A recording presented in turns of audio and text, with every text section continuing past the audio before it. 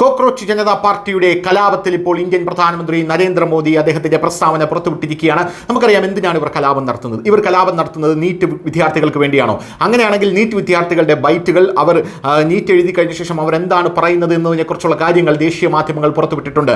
നീറ്റിൽ 1ാം rank നേടിയ വിദ്യാർത്ഥിയും 2ാം rank നേടിയ വിദ്യാർത്ഥിയും എല്ലാം പറയുന്നത് തങ്ങൾക്ക് ഇത്തവണ നീറ്റ് എഴുതിയപ്പോൾ വളരെ സുഖകരമായിരുന്നു, മാത്രമല്ല കഴിഞ്ഞ തവണത്തെക്കാളും എളുപ്പമായിരുന്നു ക്വസ്റ്റ്യൻ എന്നുള്ളതായിരുന്നു അവർ പ്രധാനമായിട്ടും പറയുന്ന ഒരു കാര്യമെന്ന് പറയുന്നത്.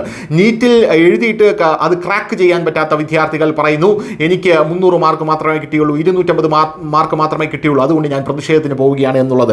നിങ്ങൾക്ക് 300ഉം 250 മാത്രമാണ് കിട്ടിയതെങ്കിൽ നിങ്ങൾ വീണ്ടും നീറ്റ് എഴുതുക എന്നുള്ളത് മാത്രമാണ് അതിൻ്റെ ഏറ്റവും വലിയ പോംവഴി എന്ന് പറയുന്നത്, അല്ലാതെ ഇവിടെ വേറൊന്നും ചെയ്യാനില്ല എന്നുള്ളത് മറ്റൊരു പ്രധാനപ്പെട്ട കാര്യം. ഇപ്പോഴിതാ ഇന്ത്യൻ പ്രധാനമന്ത്രി നരേന്ദ്രമോദി പറയുന്നത് nothing is more important and the welfare and the future of our youth. അതായത് നമ്മുടെ രാജ്യത്തെ യുവാക്കളുടെ ക്ഷേമത്തിലും അപ്പുറമായി ഈ രാജ്യത്ത് ഒന്നും തന്നെ ഇല്ല.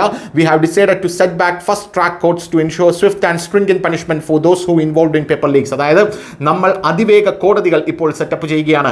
നീറ്റ് പരീക്ഷാ പേപ്പർ ചോർച്ചയിൽ അതിൽ ആരോപണ വിധേയരായിട്ടുള്ളവരെ വിചാരണ ചെയ്ത് അവർ കുറ്റവാളികളാണെങ്കിൽ അവരെ ശിക്ഷിക്കാനായിട്ടുള്ള പ്രത്യേക രീതിയിലുള്ള കോടതികൾ നമ്മൾ സെറ്റ് ചെയ്യുകയാണ്. Have directed the concerned authorities and officials to take all necessary steps in this regard.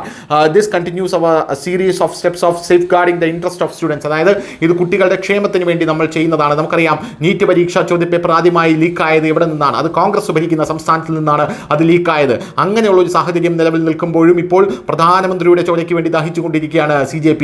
യഥാർത്ഥത്തിൽ ഇത് നീറ്റ് പരീക്ഷയ്ക്ക് വേണ്ടിയുള്ളതൊന്നുമല്ല എന്ന് നമുക്ക് എല്ലാവർക്കും അറിയാം. രാമക്ഷേത്രത്തിന്റെ നിർമ്മാണം, 370 അബ്രഗേഷൻ, പോരാത്തതിന് GST, നോട്ട് നിരോധനം, മുത്തലാഖ്, പൗരത്വ നിയമ ഭേദഗതി, SIR ഇതെല്ലാം വന്നു കഴിഞ്ഞ ശേഷം പ്രതിഷേധിക്കാൻ ഒരു അവസരം കിട്ടിയപ്പോൾ ഇന്ത്യൻ പ്രധാനമന്ത്രി നരേന്ദ്രമോദിയെ കൊല്ലണം എന്ന് പറഞ്ഞു പോലും അവിടെ ആൾക്കാർ മുറവിളി കൂട്ടുകയാണ്. News desk news Malayalam.